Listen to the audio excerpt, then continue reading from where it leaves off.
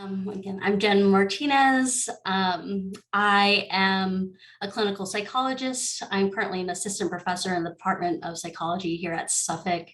In terms of my identities, I identify as multiracial, so ethnically Mexican American and Filipino American, and I also identify as queer and non-binary. And I have my training in clinical psychology. I got my doctorate at UMass Boston, and some background about the work that I do. Both my clinical work and my research has focused on ways that treatments may be adapted to better address the experiences of folks of color, and specifically around looking at the impact of discrimination on mental health. I think that's super important. Can you tell us about how aspects of your identity have impacted your career? Yeah, I feel like this is really hard because, my identity is just, it shapes how I interact in the world, how the world interacts with me. So I don't know if I can fully appreciate how it impacts my career. But I think one thing that there's just this moment that always stands out for me that comes to mind. When I was an undergrad, I was working as a research assistant, and a grad student asked me to, review some of the references in a paper that she was writing. And this was something that was pretty standard, so I didn't really think anything of it at the time. And then I read the paper, and it was on interracial anxiety, which is the anxiety that someone would feel with having an interpersonal interaction with someone of a different race. And in this paper, she was talking about, we do have treatments for social anxiety. So the anxiety folks have, with speaking with strangers or, doing a presentation. And there was this qualitatively different experience for folks of color when they were interacting with a white supervisor, or a white person in a position of power, and that treatments were then only really more effective if it addressed that racial dynamic.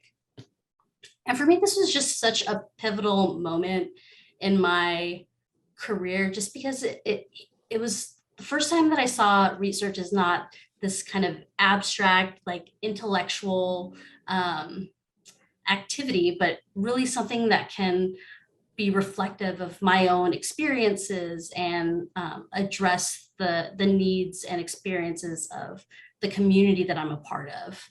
And so for me, that then has really pivoted my work and my interest in pursuing research and clinical work that really addresses the needs of minoritized communities. Yeah, absolutely. Thank you. So what significance does Latinx Heritage Month hold for you? Yeah, I think one big piece of it is that it helps me reflect and honor, my family and my ancestors, and reflecting and appreciating their strength and resilience, and how it's gotten me to where I am today. And I think it related to that too is there's just so much information that gets shared during this month. A lot of stories that often aren't centered, in history books or in documentaries. And so it's a way for me to learn about the accomplishments and contributions of Latinx folks in our country. And it in turn helps me learn about myself and my family. A few years ago, I saw this documentary. There's a special showing on Dolores Huerta, who is this activist for the National Farm Workers Association. And I remember then calling my dad, and I was like, oh, this was a really cool documentary. You gotta check it out. And he was like, oh, did you know I picketed with Cesar Chavez? Your grandparents were protesting something. They were working in an orange grove in Florida, and they were part of this story. And it was just I learned about this incredible legacy, that my family was a part of too. And I think that for me is why there's just like the significance to this month and being able to hear the stories and learn more about these Yeah, things. yeah, that's amazing. That's awesome. So you mentioned your research, and it highlights the shortcomings in the mental health care industry when it comes to people of color. So can you shed some light on this impact on the Latinx community? I know that, this is multifaceted, but as best you can. I know, I feel like I could do an entire course on this. So I'll try to say this very succinctly. And I know I'm going to leave many important components out, but I think what's coming to mind, one is that there's this really an increased need for support for the Latinx community. I mean, I think there's been ongoing discrimination, and I think, it seems in the last couple decades, there's been a lot more pretty harmful rhetoric and immigration policies that have been implemented that impact these communities. And I think related to that, there have been increased hate crimes. And so just like in addition to general stress that we experience, there's this kind of accumulation or added effect of all of these other like systemic stressors.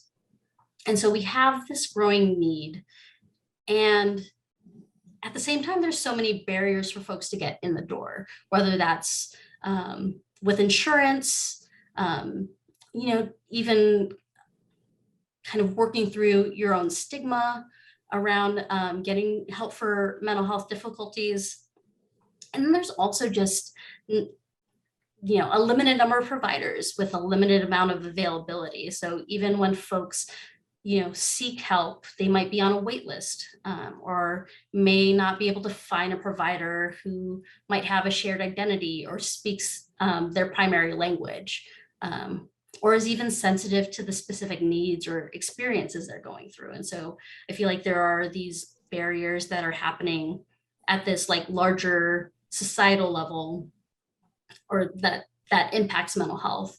And then both at a systems and kind of more individual level, where there are these barriers or ways that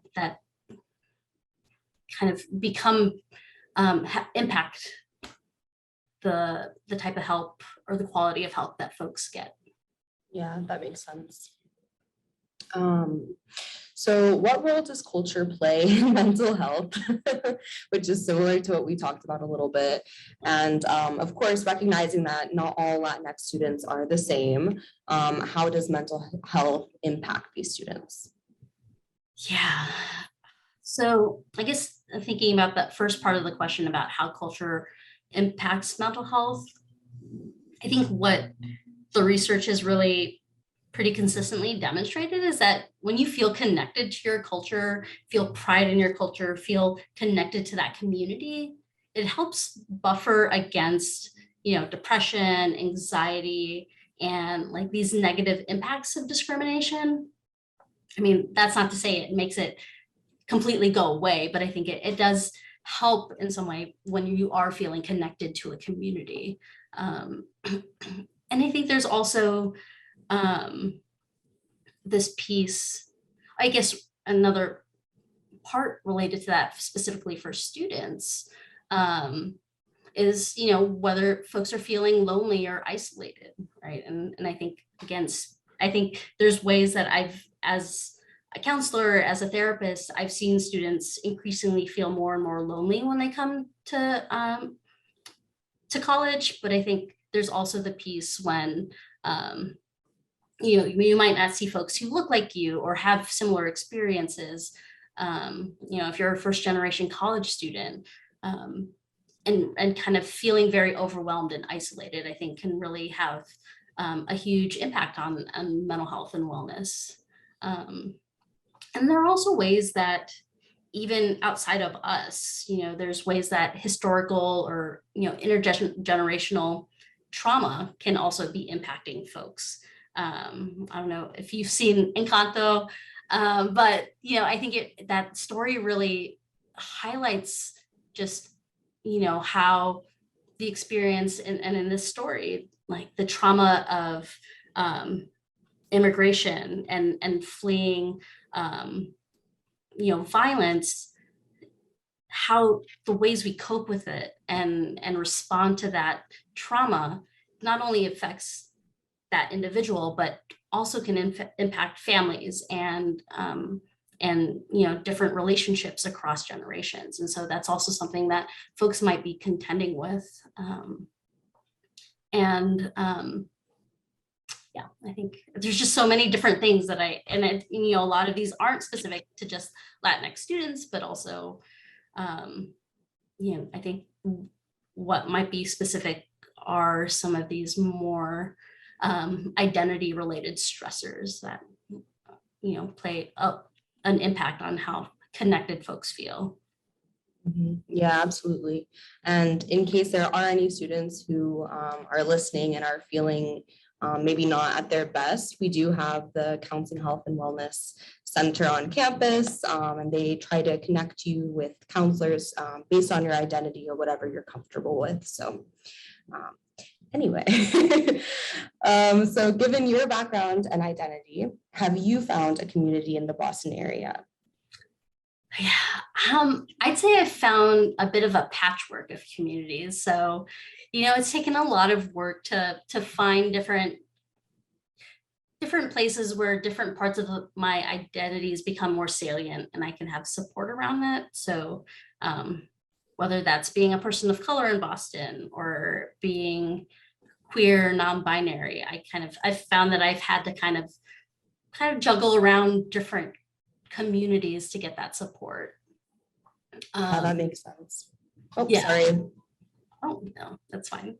And I think, just one thing I would even want to share, I think is to really, try to explore different groups and events, even if you don't know anyone else there. I think that's something I had to learn to do.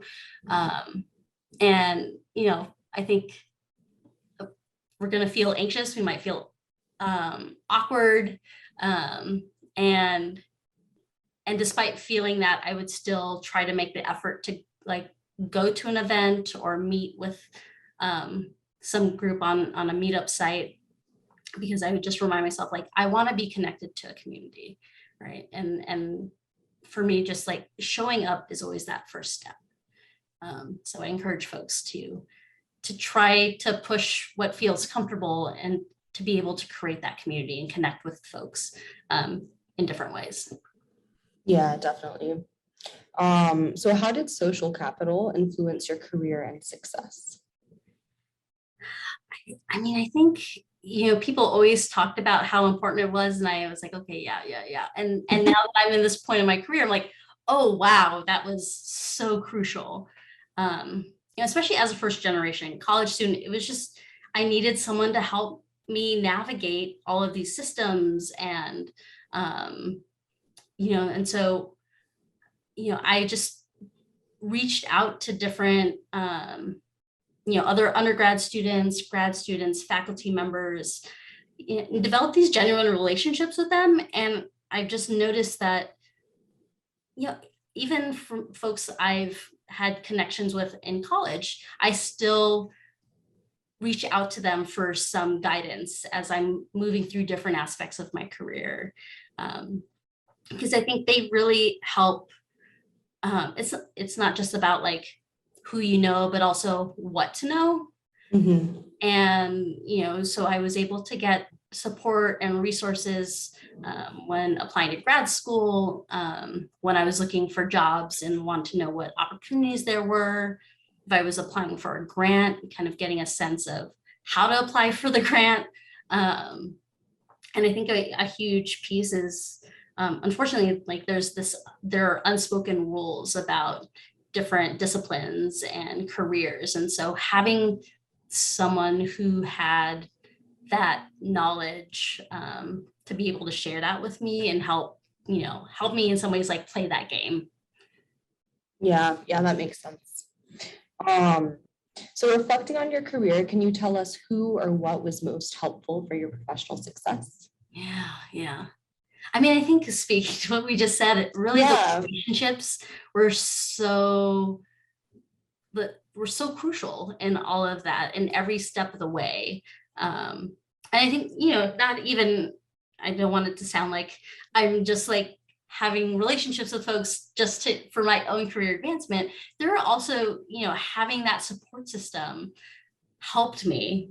It's grad school wasn't easy, going on the market wasn't easy, and navigating all of these things. And there's so much uncertainty and so much anxiety, and having people around me to support me throughout that, and so some of them were in psychology and some of them weren't. And just, keeping those connections close and seeking out that support and help.